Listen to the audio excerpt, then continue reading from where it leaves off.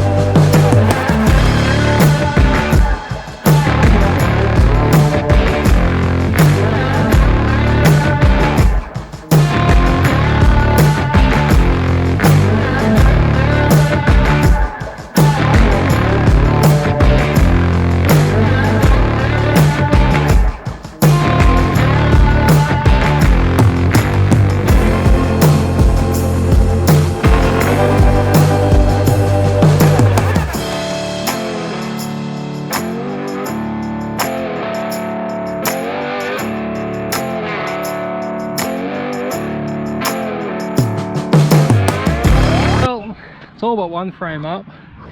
I'm missing a bolt, and because they bolt through the side, I don't want to put it up there and just have one bolt on one side because I need that bolt. I need a bolt to find out if it got lost in the shed or if I need to go get a couple more. So before I put it up, I'll go have a scrounge around where the bucket's been sitting since I bought the shed kit. Yeah, how nice is that looking?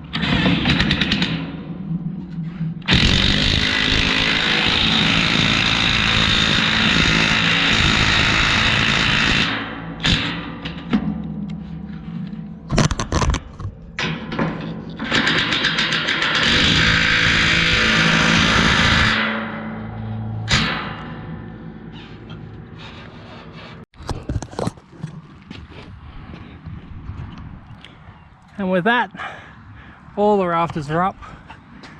There is that bolt that's missing.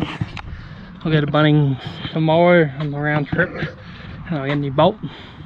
I know what it is. It's a 16 by 1.25, 8.8, and with what size heads on them. I think they're like a 24mm head. Check the sockets. I am not using nice chromes. Yeah, 15/16s. Not using a nice chrome socket. Good old SP one's getting a flogging.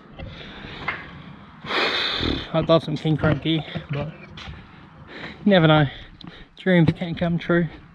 It's gonna be a very empty shed because I don't have a lot of tools anymore. I left a lot of shit last year, but we will rebuild. This shed is bigger than what I'm used to. My old shed was 13 by 7. This is 15 by 9, and I've got an awning. But the old shed had mezzanine rampway where the ute used to park and all that shit. I build bigger and better. I've left room on that side for water tanks and the steel rack. Funny enough, this shed has a steel rack inside, but they're going to come off because it's the next morning. I spent the last 20 minutes figuring out what purlins go where and pushing them all up, and then using the level to get the ends over the ends so they don't fall down and whack me in the head. I'm going to grab the big ladder and I'm going to go through this joint here make my way through. I gotta whack the bracket on that one. But yeah, let's get into it. I should put a cross brace on this today too. I still have to put this wall in because I'm fighting with these 3 columns. These 4 columns actually I'm fighting with. I've got to suck these 2 together and hopefully that pulls those 3 apart so they all just fit then, because we're like 8mm out in the middle of the column, because the bottom of the column's like 2-3mm out, but the middle of the column, I guess they've gone a little bit of a whooped in them.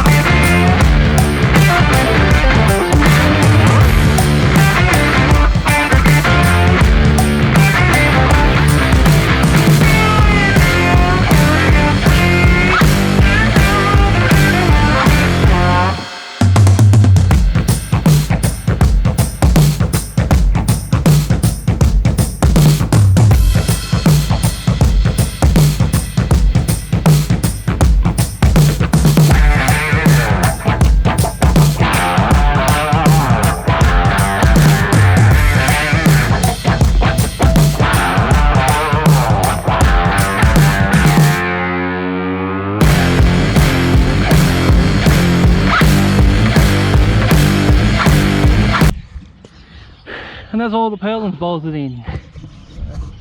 Yeah, I've got to change an eave. Being that purlin up there, I've got to change because that's actually to that side. The one on the bench is for here because it's got the holes for the doors. So that there is the hole for the door. That's for the column. And then these holes here are for the awning to bolt in through. Which is kind of weird because the awning bolts through the sheet, which is kind of old. Well, I don't know exactly how old this shed is. I'm finding stickers everywhere from Stramit Caboolture, so or Stramit Industries, something Caboolture, shed place in Caboolture. So yes, this is for the awning. So you got bolt holes. You've also got a light socket, which I'm going to reuse, but I'm going to put a big spotlight on the front of the shed to light up the whole area here. And going off that, well actually it's going off that hole right there. That's where the edge of my shed awning is. So it's just in front of the post, so it comes out. And there'll be a post about here somewhere, which is perfect because there's your post there, 3-bolt post. And it's got a weird little plate that goes inside the sea in the roof, and it uses friction and clamping force to hold it. It's kind of weird, but I have to put the wall on first. Also trying to get inso. We're meant to get the collie back, so I went to get the collie back 2 weeks ago, last week. Now it's tomorrow we're meant to get it back, which means I can duck off with the trailer and go get inso.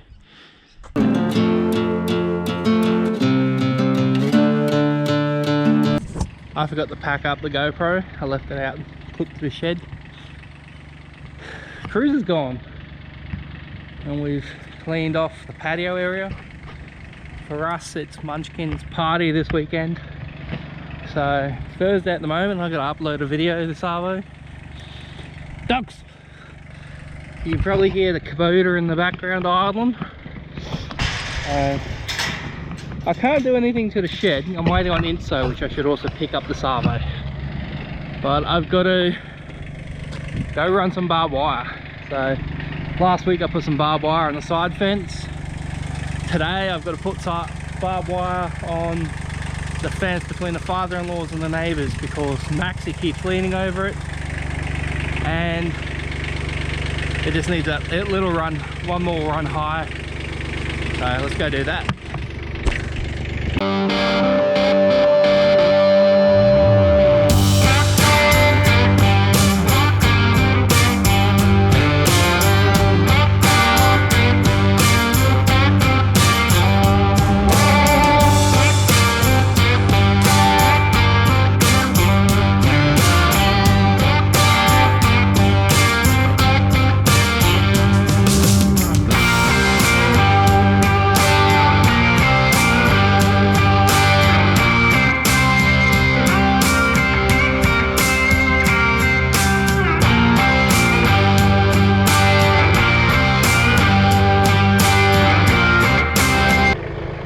Now we grab our pliers, this, give it a good pull.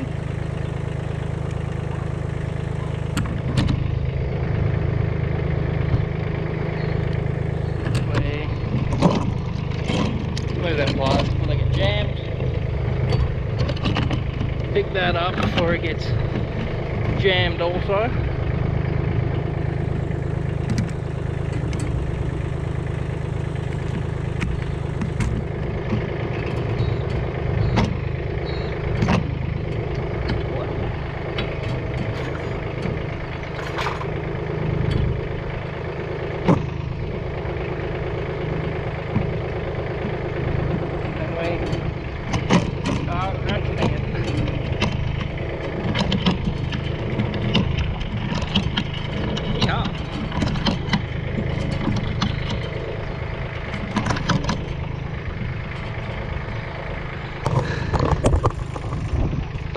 And then we walk all the way up the fence. Don't worry, the mower's park brake is on, so I can't roll into the dam. All the way up here and give it a shake.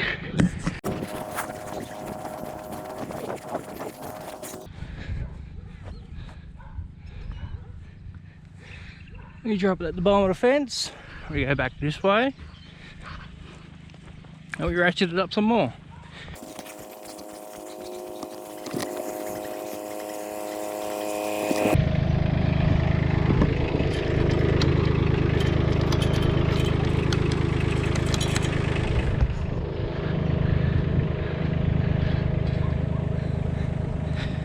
And we walk back up.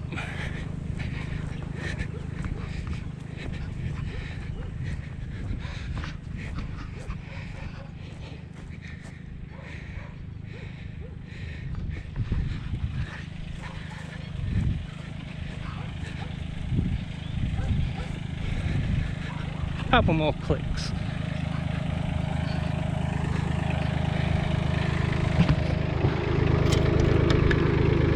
That'll be it.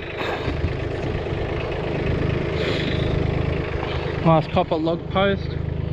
So now let's tie this end up.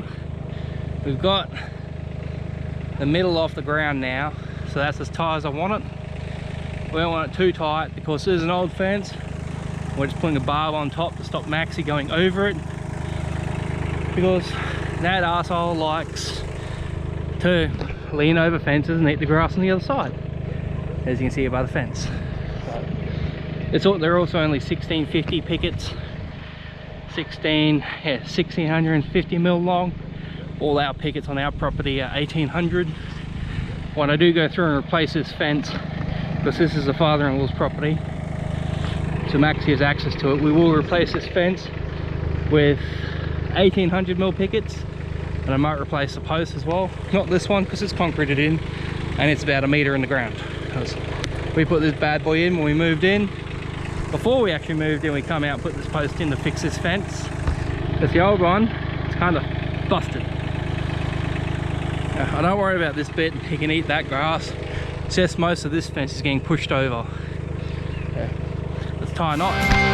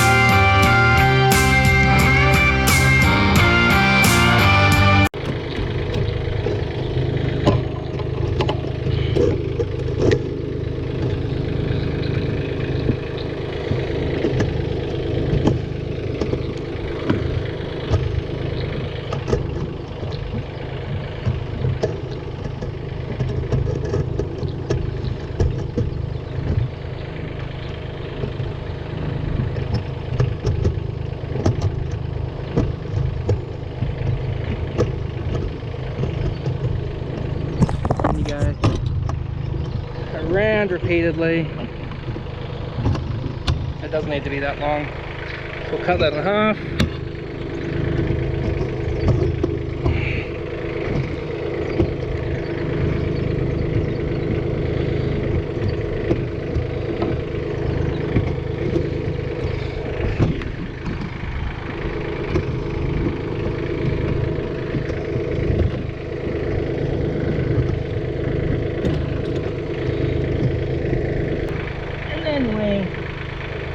Screw this back on.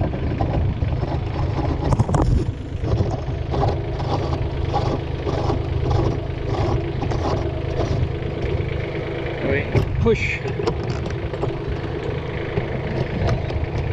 And just like that, there's one tension fence. Wire out of it.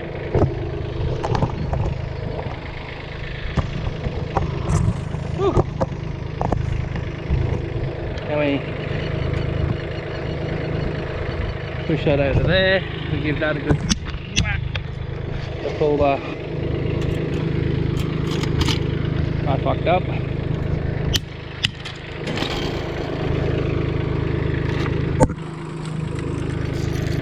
Yeah. So I've just got to cut this into lengths. And I'll walk down the fence and then down the fence and clip it all up, and I'll come back and I'll use screws to attach into the timbers.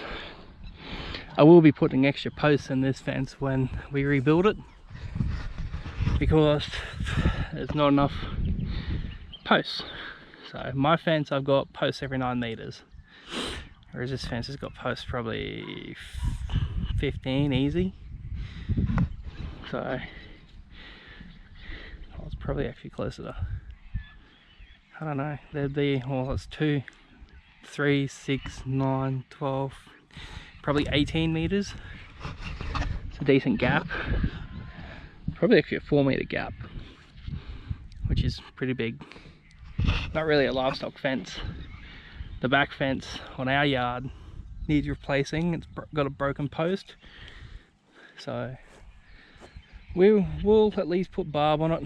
Like, you know, he's broken the clip here, so he definitely pushes on it a fair bit. The grass on the other side's always yummy for him. Let's get going.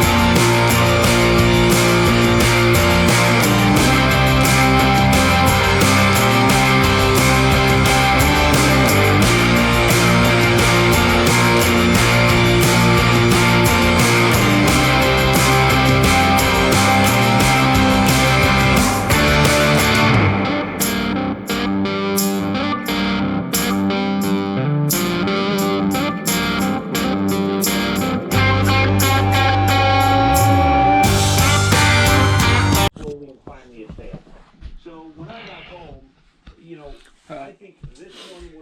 Fence is done. Shed's done for now. Messo's in the kitchen baking. How many cookies you gonna make? I'm gonna try and make 48, at least. 48 packs, so like... No, just 48 cookies. 48 cookies, so yeah, 4 packs. If they want to cooperate. So...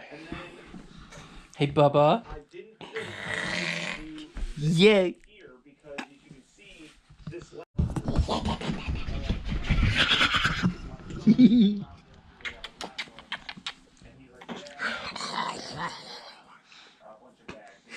Where's the GoPro? Hey. Hey. Where's Mummy? Get Mummy. Hey. Hey. Sit down like this, little chocolate chip cookies. You want it? Yeah?